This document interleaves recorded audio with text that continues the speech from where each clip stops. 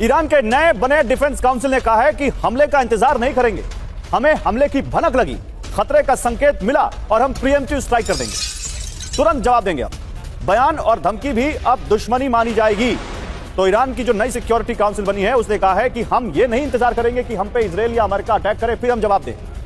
Pre-emptive strike यानी पहले ही हम उनसे पहले खुद उन पर हमला कर देंगे अगर हमें लगा कि वो हम पे हमला करने वाले हैं तो ईरान की अमेरिका और इजराइल को वॉर वार्निंग।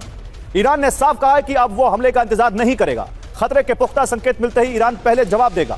अमेरिका और इजराइल की हर हरकत को गंभीरता से लिया जाएगा। धमकी भरी भाषा भी अब ईरान के लिए हमला मानी जाएगी।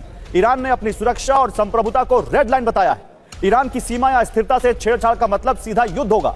ईरान ने कहा कि जवाब सीमित लेकिन बेहद निर्णायक होगा। किसी भी टकराव के नतीजों की जिम्मेदारी विरोधियों की होगी। तो फिर क्या ईरान प्रीएम्प्टिव स्ट्राइक करेगा? यह सबसे बड़ा सवाल है। आइए जरा बिग वॉर में बात करते हैं। क्या ईरान अपने मुल्क में हो रहे प्रदर्शन से ध्यान भटकाने के लिए ऐसा कोई हमला करेगा जिसकी तरफ वो इशारा कर रहे हैं? क्या ईरान मिडिल ईस्ट में अमेरिका के एयर बेस पर हमला करेगा? क्या ईरान खुद पर हमले से पहले बैलिस्टिक मिसाइल का इस्तेमाल करेगा? देखिए, एक और बड़ी खबर है। ईरान में बड़ी सैन्य मूवमेंट शुरू हो गई है। पश्चिमी ईरान में IRGC के हेलीकॉप्टर और फाइटर जेट्स की उड़ान देखी जा रही है। कई लड़ाकू विमान बेहद नीचे उड़ते देखे गए। एयर डिफेंस सिस्टम एक्टिवेट किए गए। आसमान में लगातार सैन्य हलचल जारी है। बड़े हमले की तैयारी में है ईरान।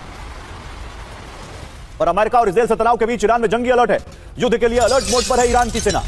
IRGC जिसको कहते हैं, सेना की 400 यूनिट हालात पर नजर रख रही है। ईरान ने कहा कि सीमा लांघी गई तो सीधी जंग होगी। ईरान पीछे हटने वाला नहीं, टकराने को तैयार है, यह कहा ईरान ने। तो इजराइल युद्ध का या कहें ईरान इजराइल युद्ध का या कहें अमेरिका और इजराइल वर्सेस ईरान युद्ध का काउंटडाउन शुरू हो चुका है। ईरान ने अमेरिका और इजराइल को सीधे युद्ध की धमकी दी है। ईरानी सेना और IRGC को फुल कॉम्बैट अलर्ट पर रखा गया है। IRGC के मुताबिक अमेरिका इजराइल की हर हरकत पर नजर रख रहा है। करीब 400 सैन्य यूनिट्स हर मोर्चे पर तैनात कर दी गई हैं। ईरान ने कहा है कि अब हालात सिर्फ चेतावनी देने के नहीं है। ईरान ने साफ किया है कि हमला हुआ तो जवाब तुरंत मिलेगा। ईरान ने जंग की जिम्मेदारी सीधे अमेरिका और इजराइल पर डाली है। ग्रुप कैप्टन DK पांडे साहब, क्या लग रहा है? क्या एक और जंगी मोर्चा फिर से? देखिए, विद्रोह कांड के बाद निश्चित रूप से खुमैनी के ऊपर जो है वो संकट के बादल मंडरा रहे हैं। हाँ। अब आवश्यकता ये है कि सबको पता है कि जब डोनाल्ड ट्रंप ने बोला कि अगर प्रोटेस्टर्स में गोली चलाई गई, उन पर हिंसा की गई, उनको दमन किया गया तो वो अमेरिका कूद पड़ेगा इसमें।